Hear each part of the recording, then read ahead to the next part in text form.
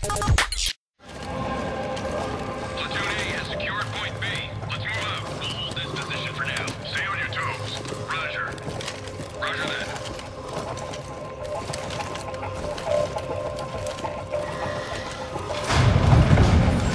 What's that?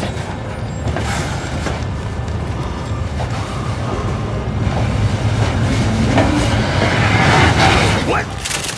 Fire!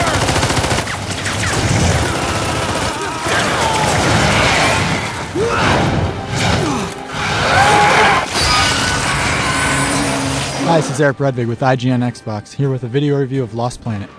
Lost Planet is a third-person action game from Capcom that takes place on an icy world humans are attempting to colonize as a vicious set of aliens known as the Acrid do their damnedest to stop them. You take on the role of Wayne, a young man whose father was killed by a particularly large Acrid known as Green Eyes. This serves as your motivation as you fight the Acrid bugs along with the human snow pirates in a twisting and oftentimes nonsensical plot.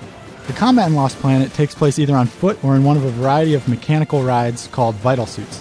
These Vital Suits range from simple chain gun-equipped walkers to transforming snowmobiles and hovering drill-equipped spiders.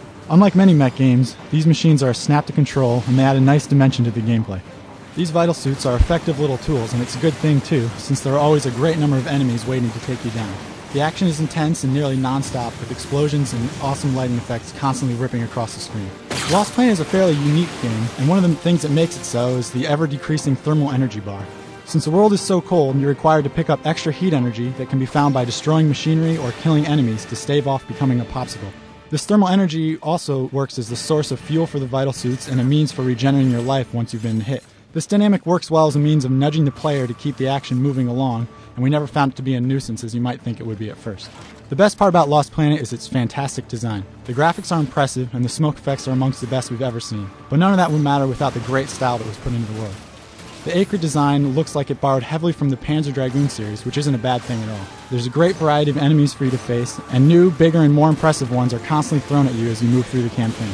The culmination of these is the boss fights, which are excellent both in how they look and the intensity of the fight. Lost Planet can be difficult even on the normal setting, mostly because you can get stuck in a repeated loop of being knocked off of your feet over and over again before you have a chance to fight back.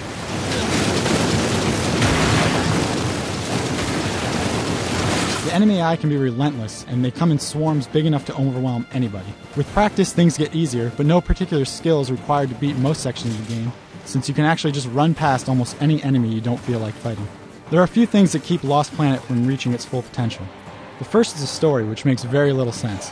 Perhaps something was lost in the translation from Japanese to English, but the cutscenes in between each level leave you confused and bewildered. The gameplay itself also has a few nagging issues. While some things, such as diving for cover and quickly rotating the camera using the bumpers, can become second nature with practice, others remain awkward even after hours of play. Using the grappling hook is one of these things. Although your targeting reticule lights up when you can anchor onto something, it isn't always clear. The grapple also doesn't allow you to swing easily, instead pulling you in a single direction. If you're hit along the way, you'll get knocked to the ground, making it essentially useless as a means of escaping a tough situation. Alongside the solo campaign is an online competitive mode. Here you can play standard deathmatch and team deathmatch, called Elimination, along with interesting post-grab and the tense fugitive hunt modes, all with up to 16 players. The gameplay here is full of action and the combat arenas are well designed, making this a fun addition to the solo campaign. The weapons are well balanced with the power of the Vital Suits, keeping the screen full of excellent lighting and smoke effects as players constantly blow each other to bits. Some of the control issues do carry over into the multiplayer game though. Not being able to jump and then fire the grappling hook or toss out a few grenades makes you feel like you're one of the least agile people in the universe. The underpowered melee attack and abundance of long-range weapons makes close combat awkward.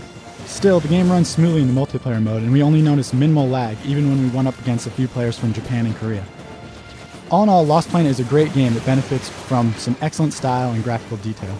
The single-player game is a lot of fun to blast through, even if the story sequences between each level make very little sense. The multiplayer mode, while not outstanding, is full of enough constant action to keep things interesting and is a nice diversion from some of the more tactical online shooters. Lost Planet is a great way to kick off the new year, which is why we scored it an 8.5 out of 10. For the full written review, check out IGN.com.